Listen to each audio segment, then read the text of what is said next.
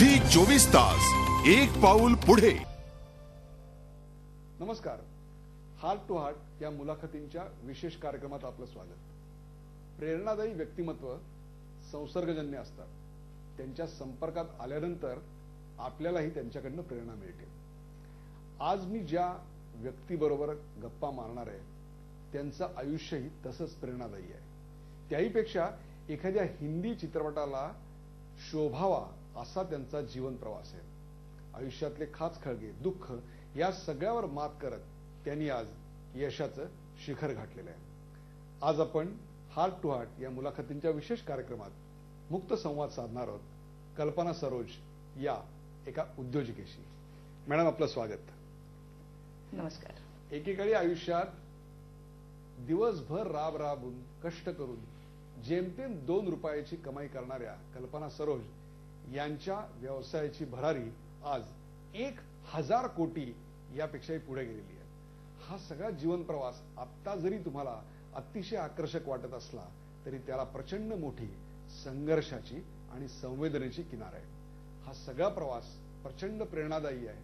तोच आपण आज त्यांच्याशी मुक्त संवादातून जाणून घेणार आहोत. कल्पनाताई, तुमचा जन्म झाला अकोले अशा प्रकारच्या एका जिल्ह्यामध्ये, जो एक प्रकारे विकसित असं आपल्याला म्हणता येणार नाही, विशेषतः ज्या काळात आपला जन्म झाला त्या काळात सुद्धा.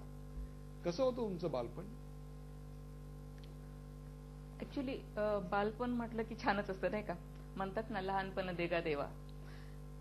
तशा पद्धतीचं जरी ते गरिबीत असलं किंवा कसंही, तरी लहानपण हे चांगलंच असतं. माझे वडील पोलीस खात्यामध्ये होते आणि छान होतं म्हणजे असं. पण शिकायची खूप इच्छा होती मला, पण दुर्दैवाने मला शिकता आलं नाही. कारण 7वी पर्यंत जाईपर्यंतच जवळजवळ 7-8 मागणी येऊन गेलेले होते. कारण आमच्या त्या समाजामध्ये त्या काळामध्ये मुलींना शिकवायचंच नाही, कारण मुलीला शिकून करायचं काय, शेवटी चूल आणि मूल. आणि माझ्या मामाचं तर असं म्हणणं होतं की मुलगी घरात ठेवायची म्हणजे जहराची पुडी एखादी घरात ठेवल्याप्रमाणे आहे, म्हणून तिचं जेवढ्या लवकर लग्न करून देता येईल तेवढं जास्त चांगलं. तुमचं 12व्या वर्षी लग्न झालं? हो. 12व्या वर्षी लग्न झाल्यामुळे एक प्रकारे बालपणाचा मुक्त आनंद तुम्हाला उपभोगता आला नाही. नाही, तो मला उपभोगता आला. आज त्या काळाकडे बघताना काय वाटतं? वाटतं असं की जर मला म्हणजे 12व्या वर्षी लग्न झालं नसतं माझं, तर यदा कदाचित मी सुद्धा बालपणाचा तो आनंद लुटला असता. कारण खूप थोडीशी अशी खोडसर होते मी लहानपणात, आई सांगते. म्हणजे असं मला आजही आठवते, आई म्हणायची की अगं, म्हणजे शाळेचे जे आमचे मास्तर, म्हणजे कसं गावखेड्यासारखंच ते होतं ना, म्हणजे आम्ही गुरुजी म्हणूनच हाक मारायचो असं. तर शाळेचा जेव्हा म्हणजे चहाचा पिरियड असेल त्यावेळेस जर मास्तर कुठे गेले तर मी सगळ्या शाळेच्या पोरांना घेऊन पेरूच्या बागेत किंवा आणखीन कुठेतरी असं जायचं आणि पेरू वगैरे असे तोडून आणायचं. तुम्ही घेऊन जायचं? मी घेऊन जायची. म्हणजे नेतृत्वाचा पहिला धडा तिकडे आला. होय.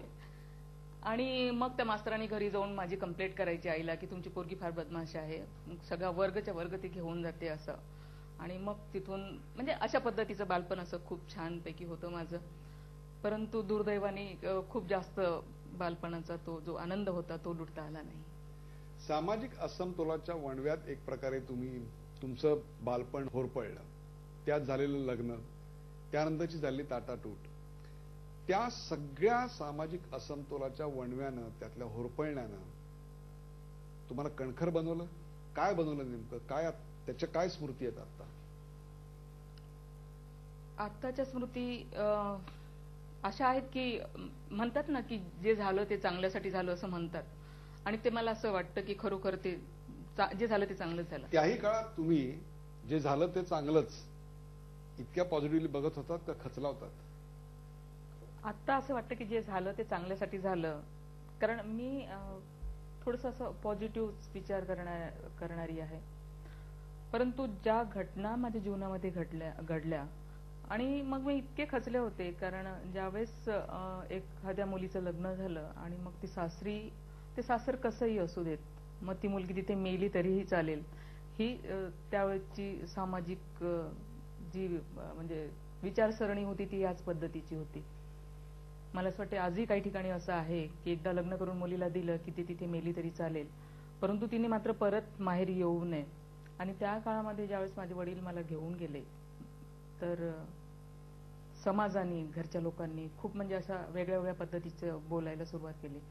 आणि त्यावेळेला मग माझ्याकडे जगण्यासाठी असं मला काही दिसत नव्हतं. कारण काय वय होतं तेव्हा? असंच काही 14-15 वर्ष. कारण झालंच कशी होतं केली 12 दुःखावर मात त्या काळात? दुःखावर मात करता येत नव्हती त्यावेळेला. कारण असं वाटलं की मरणं सोपं आहे, जगणं मात्र कठीण आहे. तुमच्या मनात आत्महत्येचे विचार आले त्या काळात? आत्महत्या करण्याचा पूर्ण प्रयत्न मी केला. मी त्यावेळेला ट्विक्टंटी म्हणून एक काहीतरी औषध येत होतं कीटाणुनाशकाचं. तर मी एकाने मरणाने असं वाटलं मला मनाला, म्हणून मी 3 बाटल्या एक साथ पिऊन टाकल्या की मी हे कदाचित पटकन मरेल ह्याने. परंतु त्यावेळेला मी मरू शकले नाही. डॉक्टरांच्या प्रयत्नांनी त्यांनी सांगितलं होतं की 24 तासाच्या आत जर हिला होश आला तर मुलगी तुमची, नाहीतर नाही. पण त्यांनी प्रयत्नाची पराकाष्ठा केली आणि मला मात्र वाचवलं. मला नंतर एक प्रसंग आठवतोय की तुमच्यावरची कहाणी एका माणसानं वाचली. त्याने वडापाव विकत घेतला. त्या वडापावच्या कागदावरती कहाणी होती आणि तो तेव्हा जीव द्यायला निघाला होता. तिथून तो डायरेक्ट घरी गेला आणि ज्या इथे आपला इंटरव्ह्यू चाललेला आहे त्या इथे मुलाबाळांना घेऊन आला आणि तुमच्या पायावर घातला आणि सांगितलं आज जो जिवंत आहे तो तुमच्यामुळे. या दोन्ही घटनांकडे कसं बघता? तेव्हा खरोखर मला म्हणजे खूप बरं वाटलं की खरंच म्हणजे माझी जी कहाणी आहे. कारण आतापर्यंत मी फक्त काम करत गेले. मी कधी असं म्हणजे मी खूप काहीतरी असं करते, काहीतरी वेगळं करते असं कधी मला वाटलं नाही. परंतु ज्या वेळेला अशा काही घटना घडतात त्यावेळेला मात्र असं वाटतं की खरंच माझी जी जीवन कहाणी आहे ते खरोखरच दुसऱ्याला जीवनदान देऊ शकते का. म्हणजे त्यावेळेला मला फार म्हणजे असा आनंद झाला की माझ्या या जीवन कहाणीमुळे दुसऱ्याला जीवन मिळालं. कारण तो गृहस्थ ज्यावेळेला आला आणि त्यांनी जी त्याची म्हणजे व्यथा सांगितली की कशा पद्धतीने मी एवढा नर्वस झालेलो होतो. त्याचा फोटो आजही तुमच्या मोबाईल मध्ये ठेवलाय होय. का? असंच एक आठवण म्हणून. त्या जीवनाच्या शोधात त्या काळात तुम्ही आत्महत्येच्या प्रयत्नानंतर मुंबईत आलात आपल्या वडिलांच्या साथीनं. कसं होतं मुंबईचं जीवन? मुंबईने स्वीकारलं तुम्हाला? किंवा तुम्ही मुंबईला कसं स्वीकारलं? माझ्याकडे मार्ग नव्हता कुठलाच. कारण माझ्याकडे एज्युकेशन नव्हतं. काही करायचं म्हटलं तर एकतर त्या काळामध्ये एज्युकेशन असेल तर तुम्हाला सरकारी नोकरी वगैरे लागेल. तर मग जीवन जगायचं कसं हा एक खूप मोठा माझ्या डोळ्यासमोर प्रश्न होता. गावी जर तिकडे मी राहिली असते तर कदाचित मला शेतातच काम करावं लागलं असतं. म्हणून मी मुंबईमध्ये आले. इथे मोठे मोठे मिल्स आहेत, कारखाने आहेत, तर मी कुठेतरी काम मला मिळेल आणि मी इथे आले. परंतु इथे आल्यानंतर मला खूप भीती वाटली. कारण मी माझ्या गावाकडे एवढं मोठं शहर पाहिलेलं नव्हतं. एवढे मोठे सगळे रस्ते, मोठ्या मोठ्या बिल्डिंग्स ह्या सगळ्या बघून अगदी मी घाबरून गेले होते. मला असं वाटत नव्हतं की मी इथे काहीतरी करू शकेल. इव्हन मला लोकल ट्रेन सुद्धा माहिती नव्हती. लोकल ट्रेनमध्ये मी बसले. मी लोअर परेलला कामाला मला लावलेलं होतं होजेरीच्या कंपनीमध्ये. त्याचा टर्नओव्हर किती आहे? आताचा टर्नओव्हर तर म्हणजे भरपूर आहे, हजारोच्या ह्याच्यामध्ये आहे. कसं वाटतं 1000 कोटीच्या उलाढाल आणि 2 रुपयाचं जीवन? कल्पनाही करवत नाही. ऍक्च्युअली मी 100 रुपये सुद्धा माझ्या त्या कामाच्या स्वरूपात ज्यावेळेस मी कामाला तिथे लागले 2 रुपयाच्या रोजाप्रमाणे, एक महिना तर मी 60 रुपये महिन्यावर काम केलं आणि नंतर आणि 1 महिन्यातच म्हणजे त्यांना ते कळलं की मी कारीगर आहे, मला मशीन चालवता येते आणि मलाही माझ्या मनातली भीती गेली. आणि मग मी जेव्हा मशीनवर काम करायला घेतलं त्या अंगावरचं काम होतं, डझन 2 डझन असं. तर पहिल्याच महिन्यामध्ये मी 250 रुपये मिळवलेत. आणि माझ्या वडिलांना त्यावेळेला 300 रुपये होते आणि मी 250 रुपये पहिल्या महिन्यात मिळवले. आणि पहिल्यांदा मी 100ची नोट पाहिली की 100 रुपये कसे असतात. तर तो काळ की 100 रुपये कसे असतात तेव्हा ते पाहिलेले. आणि हजारो रुपये, करोडो रुपये आज माझ्याकडे येतात. मी लोकांना वाटते, बिझनेस करते.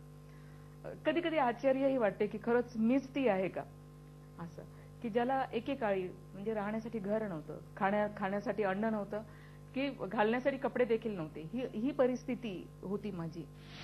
नेतृत्व कुणाचं करावं हा उद्देशही नव्हता कधी की बाबा आपण खूप काहीतरी करतो, काही नाही. पण तो आनंदी होऊन जातो त्याचा मात्र आनंद व्हायचा. झी 24 तास एक पाऊल पुढे.